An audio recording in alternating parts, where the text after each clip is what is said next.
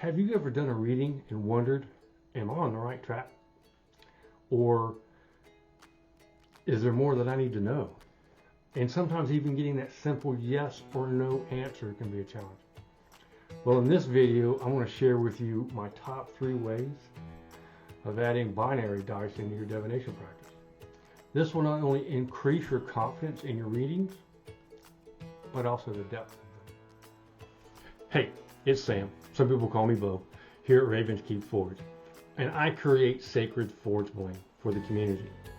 I also empower others to reawaken their connection to the magic of metal. I even wrote a book about it, and I'll link it down there in the details. Make sure you stick around to the very end because I'm going to add a little bonus in there for you. I'm also going to share with you my 3 ways of choosing 3 different things with the dice. I know there's a lot of different ways out there of using dice for divination. I've personally spent a lot of time trying and testing not only dice designs, but also ways that they want to be used.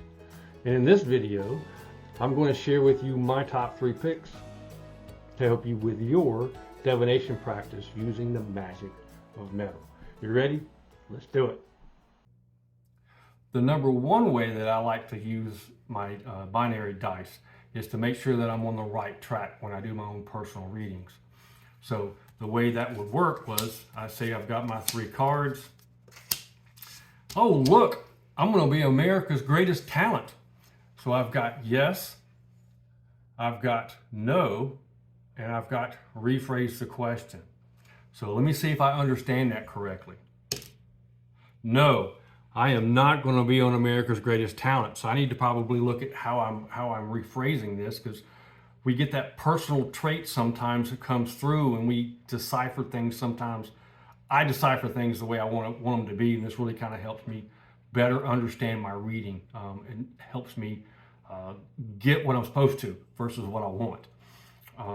So the number 2 way that I like to do these is to see if I need another card. So I've done my reading, and let's say, okay, well, is that everything that you need to tell me? So I will roll my die.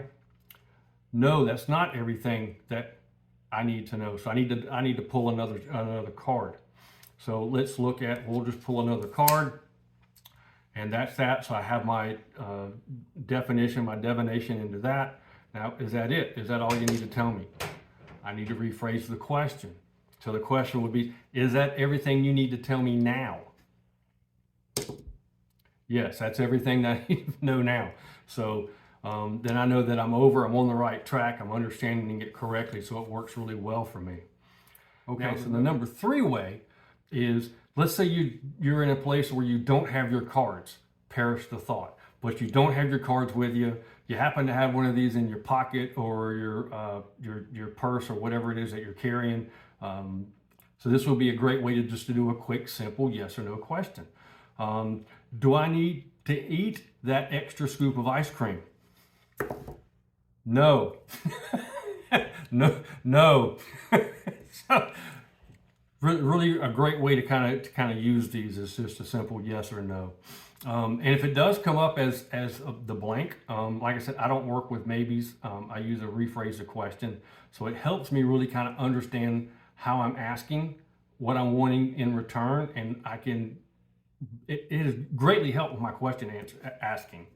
All right, so bonus, if you've made it this far, earlier in the video, I said I was going to share with you my personal way of choosing between 3 different things with the dice. So here it is. The way I do it is I assign sides. Let's say you narrow down your favorite cards to 3, right? I know most people have more than 3 decks, but let's just pick your top 3, okay? And then you would assign a side to each one and say, okay, which card, this is great for a daily pull, right? In the morning, after you do your morning meditations, right? Which deck do I need to pull from? And then you would roll it and go, I need to pull from this deck. And then that would be your card that you work with for the day. Because I got rephrase the question, but that was this one.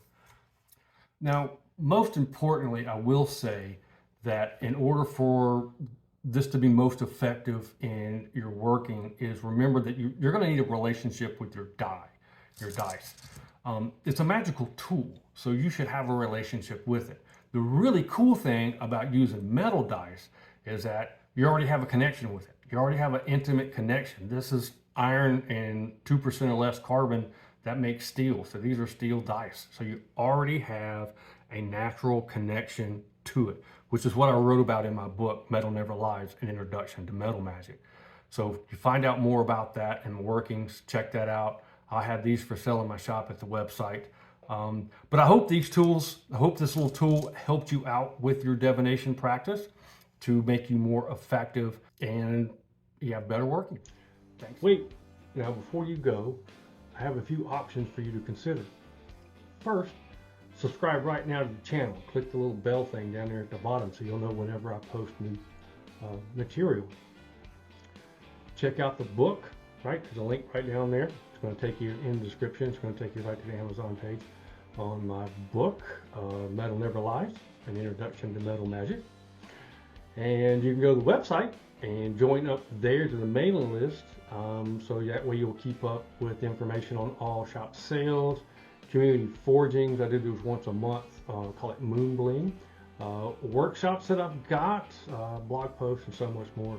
And just by doing so, you'll get a free PDF of Quick Start to Metal Magic. And while you're here, why don't you just go ahead and check out another Metal Magic video. There's a whole playlist for them. Thanks for watching, and hey, welcome to the Kindred.